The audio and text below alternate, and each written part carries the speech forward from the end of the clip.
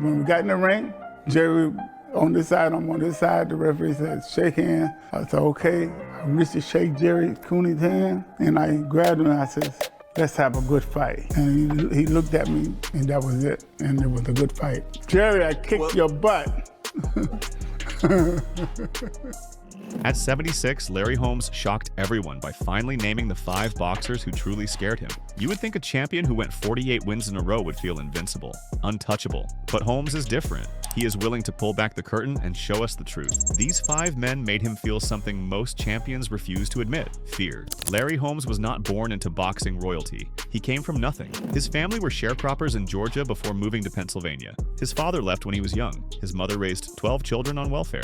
Holmes dropped out of school in the 7th grade. He worked at a car wash, in a quarry, in a rug mill, in a foundry. Every day was a grind just to survive. Boxing was not a dream for Holmes. It was his only way out. When he started training, he was not polished like the Olympic champions. He learned by watching and by getting hit. His big break came when he became a sparring partner for Muhammad Ali. For 4 years, Holmes lived in Ali's shadow. He absorbed punishment preparing Ali for his legendary fights. Holmes studied every move Ali made, every jab, every feint. He borrowed it all and made it better. Holmes developed a jab that became his signature weapon. It was not flashy like Ali's. It was heavier, more punishing. He used his 6'3" frame to step into every punch, generating power from his legs and hips. That jab was his shield and his sword. When it was working, Holmes controlled the ring. But when an opponent could walk through it or counter it, that is when the fear kicked in. Behind every fight, there was another fear that haunted Holmes. This was the fear of financial ruin, orchestrated by his promoter, Don King. Holmes has stated that King cheated him out of approximately $10 million over his career.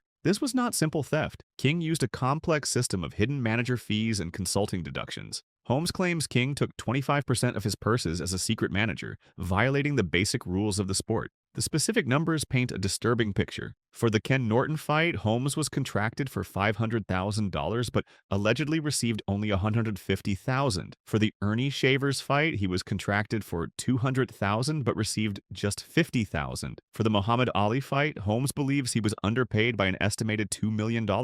The psychological impact was crushing. Holmes was risking his life against men like Shavers, only to have his reward stolen by the man organizing the event. This financial abuse created a sense of isolation and desperation. Holmes famously said they put their lives on the line to fight, and these guys take their money. He saw the machinery crushing his peers. Tim Witherspoon was forced to sign 4 contracts, including 2 managerial deals taking up to 50% of his purses, plus a completely blank contract. Holmes feared ending up broke despite his success. This fear drove him to invest wisely in real estate and businesses back home in Easton, Pennsylvania. Today, he owns office complexes, restaurants, and employs over 200 people. He secured the financial freedom that so many fighters never achieve. Now, before we dive into the first fighter Holmes feared, let me ask you this. Who do you think hit harder? Ernie Shavers or Mike Tyson? Drop your answer in the comments below because Holmes has a very strong opinion on this, and it might surprise you. The first man on Holmes' list is Ernie Shavers. Shavers was not the most skilled boxer, but he possessed something terrifying: raw knockout power. Holmes faced Shavers twice in 1978 and 1979. He won both times,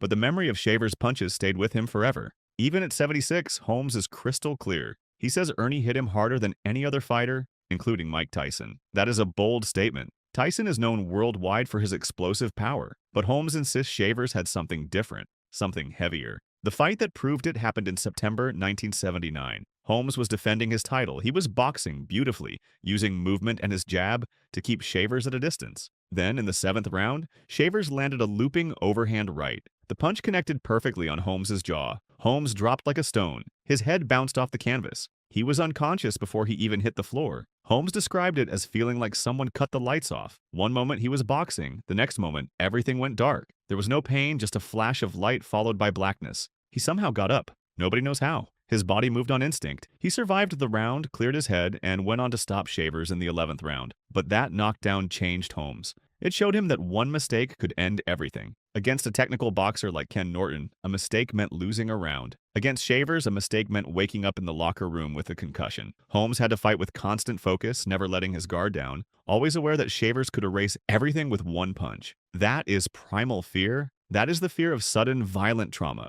The second man Holmes feared was Ken Norton. Norton was different from Shavers. He did not have one-punch knockout power. Instead, he brought something equally dangerous: relentless pressure and unbreakable will. Norton used a unique cross-armed defense. holding his forearms across his chest and face like a shield. From that position, he would launch overhand hooks that hurt badly. He was physically imposing, built like a bodybuilder, and he never stopped coming forward. Holmes fought Norton in June 1978 for the WBC Heavyweight Championship. The fight was a war. It went all 15 rounds. Going into the final round, the scorecards were dead even. Holmes knew he had to dig deeper than he ever had before. He was exhausted. His body was screaming. Norton kept pressing, trying to break his spirit. Holmes stood his ground and traded punches in a brutal exchange of willpower. Holmes won by split decision, but it nearly destroyed him. He admitted he only received $150,000 for that fight, far less than the champion Norton made. He felt the financial pressure on top of the physical pressure. Norton was the kind of fighter who simply would not quit. You could not discourage him with movement or a few stiff jabs. Holmes learned that being champion meant being willing to die in the ring if necessary. Holmes groups Norton with the strong guys, fighters like Shavers and Jerry Cooney, who brought immense physical force. He says they fought the top 10, never ducked anybody. The fear Norton created was the fear of exhaustion, the fear of reaching your absolute limit and having to push past it. For a boxer like Holmes, who relied on skill and elegance, Norton was the ultimate test of physical endurance. The third fighter Holmes feared was Jerry Cooney, but this fear was different. It was not just about boxing, it was about race, politics, and society. The fight in June 1982 was promoted with heavy racial tension. Cooney was cast as the Great White Hope, the man who would bring the heavyweight title back to white America. Cooney appeared on the cover of Time magazine. Holmes, the defending champion, was ignored or vilified. Holmes received death threats, his mailbox filled with hate mail. Snipers were positioned on the roofs at Caesar's Palace on fight night because of credible threats of violence. Holmes was not just fighting a boxer, he was fighting a symbol. Losing to Norton or Shavers would have been a sporting defeat. Losing to Cooney would have been a disaster in Holmes' eyes. He felt he was fighting for the dignity of his race and his legitimacy as a human being. The pressure demanded perfection. Holmes has reflected on that night, saying it had to be perfect. He could not afford to be sloppy. Every movement had to be calculated to dismantle the narrative being built against him. Cooney himself was trapped in his own nightmare. Years later, Cooney revealed the abuse he suffered from his father, who told him he was no good, a failure. When Cooney lost to Holmes, he felt those words smack him across the face. Cooney was not just hype. He was a legitimate puncher with a devastating left hook. He had destroyed Ken Norton in one round. Holmes respected that power. He later admitted that Cooney had him hurt during the fight, but Cooney did not realize it. Holmes was dominating publicly, eventually stopping Cooney in the 13th round. But privately, inside the ring, he was moments away from disaster several times. The societal fear was underscored by a famous story. President Ronald Reagan had a secure phone line installed in Cooney's locker room to congratulate him if he won. There was no such phone in Holmes' locker room. This bias fueled Holmes' rage and his fear of being erased. He was not just fighting Cooney, he was fighting the establishment.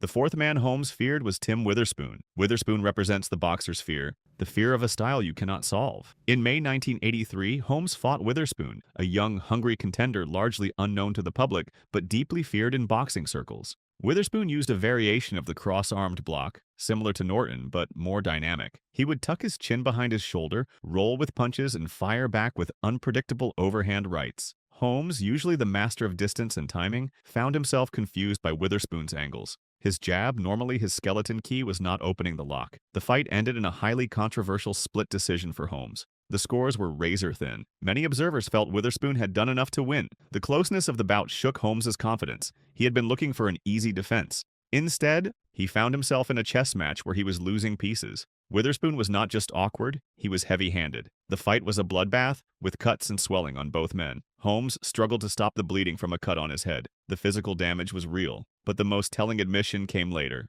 Holmes was quoted saying he wanted a lot of money, and no more of those big hitters like Tim Witherspoon. He said he had paid his dues. If they wanted him back, they needed to give him little people he could beat on without getting hurt. This quote is remarkable. It is a rare moment of total vulnerability for a heavyweight champion. It is an explicit admission that Witherspoon hurt him, and that he did not want to face that kind of danger again without massive compensation. Witherspoon represented the physical toll of the sport catching up to Holmes. He was not just nervous about Witherspoon, he actively wanted to avoid a rematch unless the price was huge. The fifth and final man Holmes feared was Mike Tyson, but this fear was different from all the others. It was the fear of time, the fear of becoming obsolete. By 1988, Holmes had been retired for nearly 2 years. He was 38 years old. Tyson was 21. Holmes was lured back by Don King and the promise of a massive payday. He admits now at 76 that he was nervous about this fight. The nervousness came from a realistic understanding of his own fading abilities and Tyson's ferocity. Tyson was described as the only guy Holmes fought who genuinely wanted to hurt him. The fear was not just about losing. It was the realization that he was an old lion entering the cage with a young one. The fight against Tyson remains the only time in Holmes' 75 fight career that he was stopped inside the distance. He was knocked down 3 times in the 4th round. The final knockdown, where his head bounced violently off the canvas, was a visual representation of the changing of the guard. Holmes has expressed regret about taking this fight. He said he took it in too much of a hurry. If he had more time, he claims he would have beaten Tyson. But the admission of nervousness suggests a deeper truth. Holmes knew he was walking into danger without his weapons. Holmes respects Tyson's power but qualifies it. He says Tyson hit hard, but Shavers hit harder. However, he describes Tyson as a beast and acknowledges the aura of invincibility Tyson carried at that time. The 1988 fight stands as the moment Holmes faced a force he simply could not handle with his jab. Adding insult to injury, Don King deducted a $300,000 finder's fee from his purse. Holmes sued King after the fight. There is one more fighter we must discuss, though he does not fit the traditional category of fear. That man is Muhammad Ali. When Holmes fought Ali in 1980,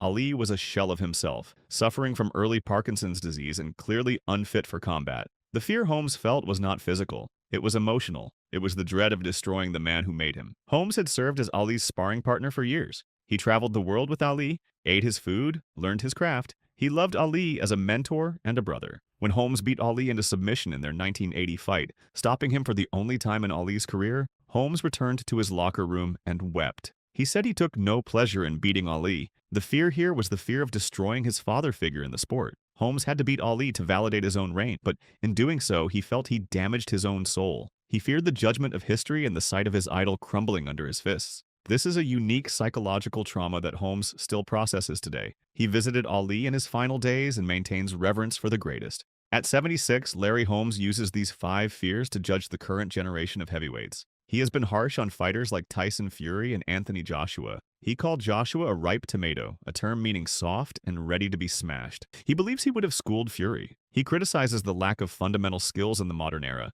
saying they do not know how to throw combinations and move to protect themselves. He specifically attacks Fury's tendency to take punches to prove toughness, arguing that boxing is about hitting and not getting hit. Holmes says the fighters today are not the fighters of his era. He insists they fought the top 10, never ducked anybody. He lists Ernie Shavers, Jerry Cooney, and Ken Norton as examples of strong guys. He claims today's fighters do not want to fight. This comparison elevates his own rivals. By asserting that Shavers and Norton were terrifying forces, Holmes validates his own survival. If modern fighters are weak, then his conquests over the monsters of the 70s and 80s become even more legendary. So what do we learn from Larry Holmes' admissions at 76? We learn that fear is not weakness. Fear is recognition of danger. Shavers represented the fear of blunt force trauma. Norton represented the fear of exhaustion. Cooney represented the fear of societal pressure. Witherspoon represented the fear of a style he could not solve. Tyson represented the fear of time and aging. Holmes defeated 4 of these 5 men. He only lost to Tyson when he was nearly 40 years old and well past his prime.